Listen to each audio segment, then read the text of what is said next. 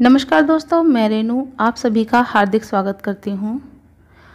आज की वीडियो में हम जानेंगे पशुपति व्रत संपूर्ण उद्यापन विधि के बारे में कि पशुपति व्रत का उद्यापन किस तरह से और किस दिन किया जाता है। पूजा की थाली में हमें क्या क्या सामग्री लेनी चाहिए, नारियल हमें कब ले जाना है, सुबह या शाम, अगर हमें बेलपत्र ना मिलें तो हम क्या करें। तो इन सभी सवालों के जवाब भी आपको इस वीडियो में मिल जाएंगे, क्योंकि जब भी हम कोई व्रत करते हैं और अगर उसका उद्यापन पूरे विधि के साथ, पूरे नियमों के साथ किया जाता है, तभी हमारा वह व्रत पूर्ण माना जाता है।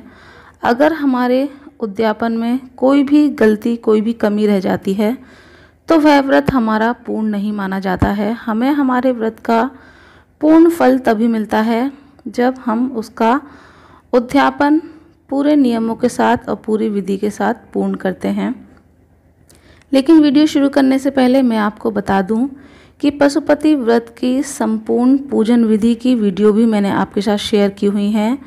ये जो थंबनेल आपको दिख रहे हैं ये उन्हीं वीडियो के हैं। अगर ये वीडियो आपने नहीं देखी हैं तो वीडियो आप मेरे चैनल पर जाकर देख सकते हैं, या फिर उनके लिंक आपको डिस्क्रिप्शन बॉक्स में और वीडियो आपको एंड स्क्रीन पर मिल जाएंगी, आप चाहें तो देख सकते हैं।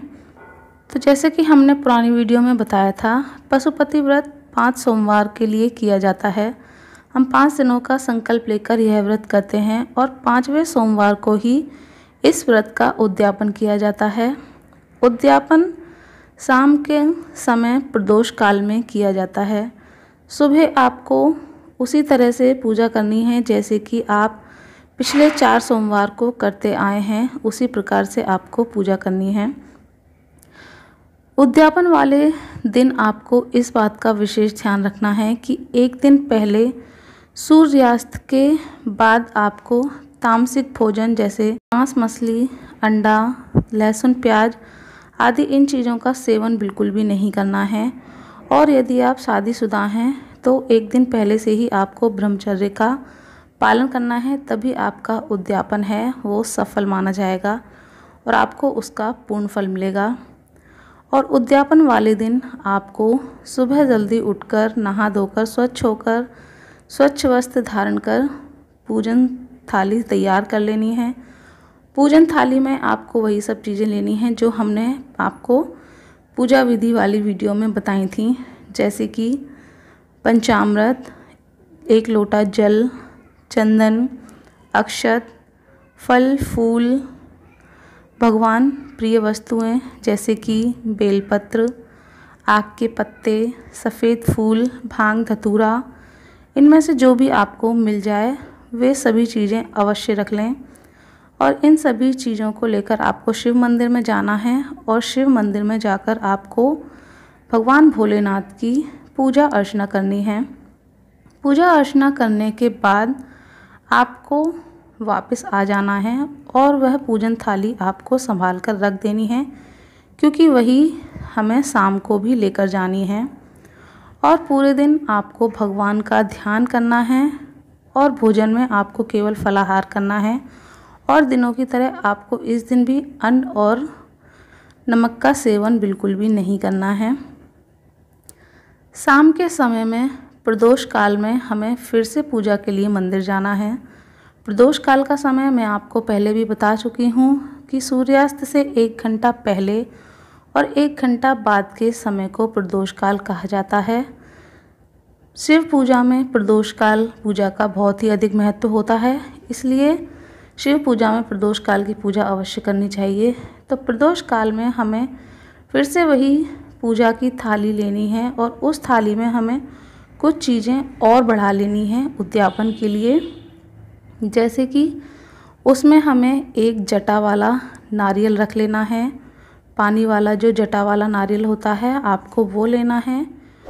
इसी के साथ आपको 108 बेलपत्र लेने हैं।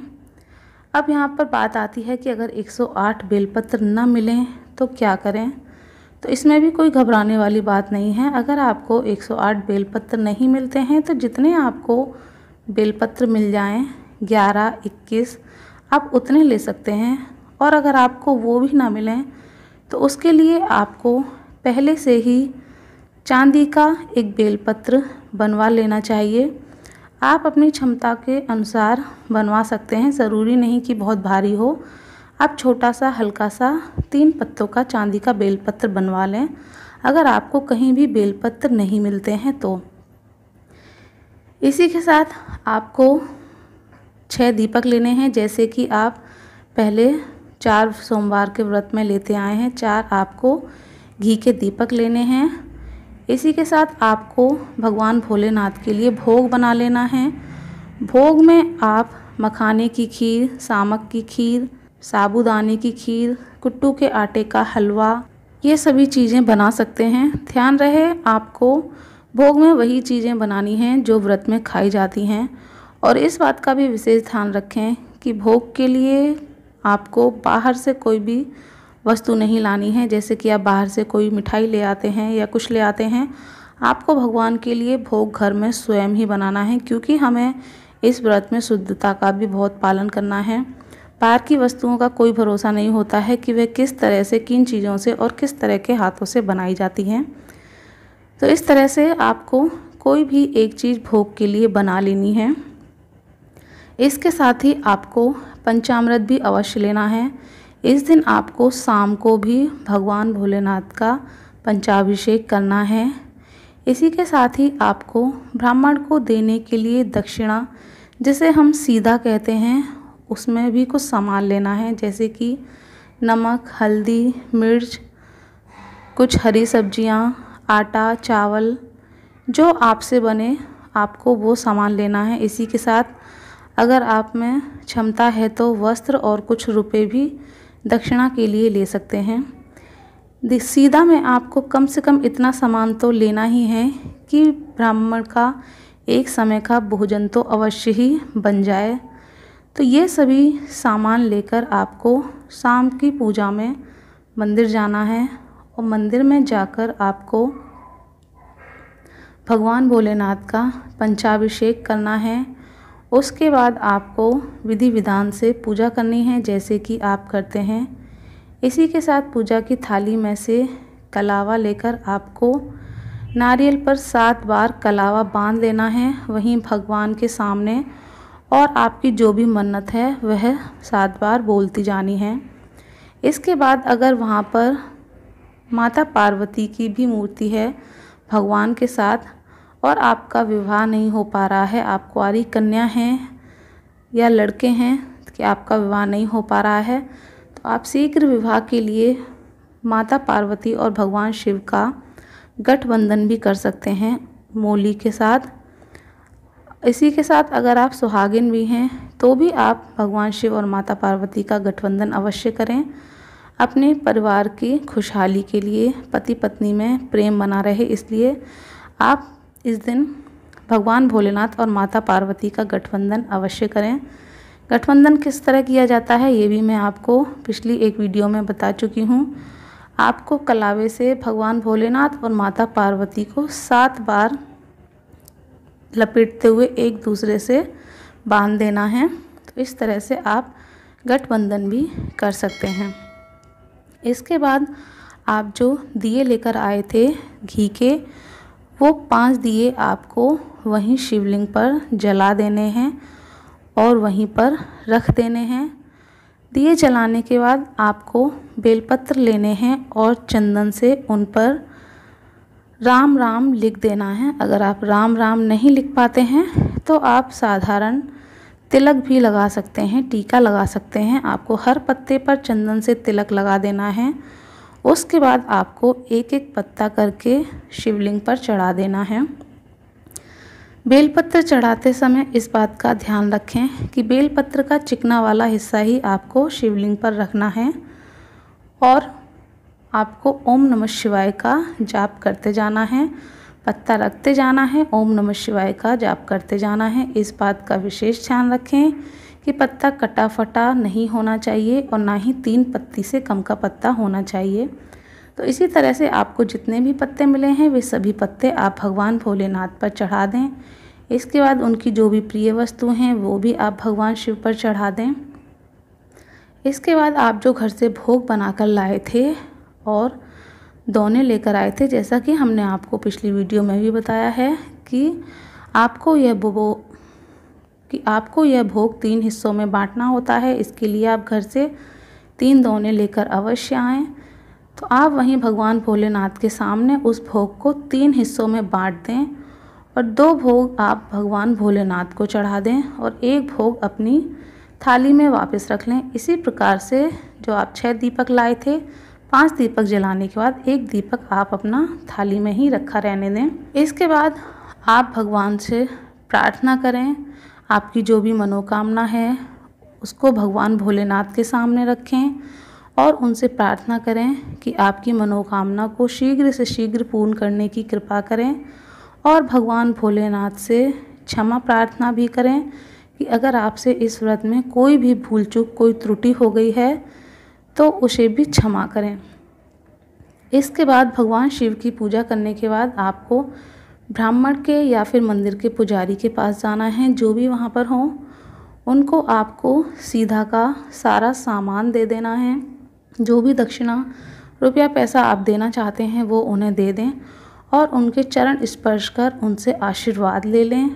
इसके बाद आपको पशुपति व्रत की कथा सुननी है। अगर संभव हो सके तो वहीं मंदिर में सुन लें, वरना आप आकर घर पर भी सुन सकते हैं। इतना सब करने के बाद आपको घर वापस आ जाना है और घर के मुख्य द्वार पर आकर जो आप 1 दीपक बचाकर लाए हैं उसे वहीं घर के मुख्य द्वार पर जलाकर सीधे हाथ पर रख देना है। उसके बाद ही आपको घर के अंदर प्रवेश करना है। घर के अंदर प्रवेश कर आप अपने घर पर अपने इष्ट देवताओं की पूजा अर्चना करें जिस तरह से करते हैं। दिया जलाएं और उसके बाद आपको जो आप 1 भोग बचाकर लाए थे उस भोग को ग्रहण कर लेना है। उस दिन भी आपको इस बात का ध्यान रखना है कि आपको केवल फलाहार ही ग्रहण करना है, वो भोग ग्रहण करना है।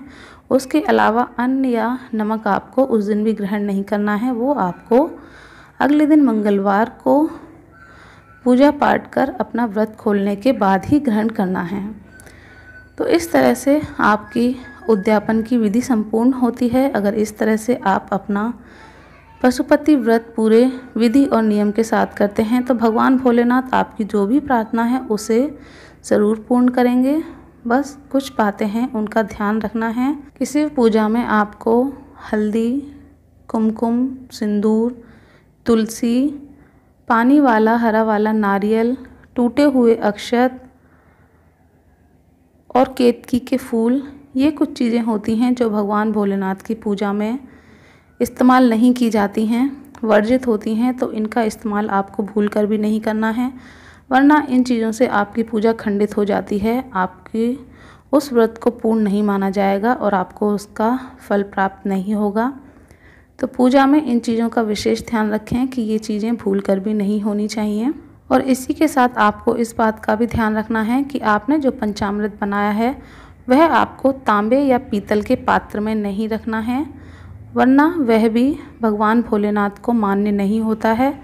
तो आप उसे स्टील या चांदी के पात्र में रखकर ही मंदिर पर ले जाएं।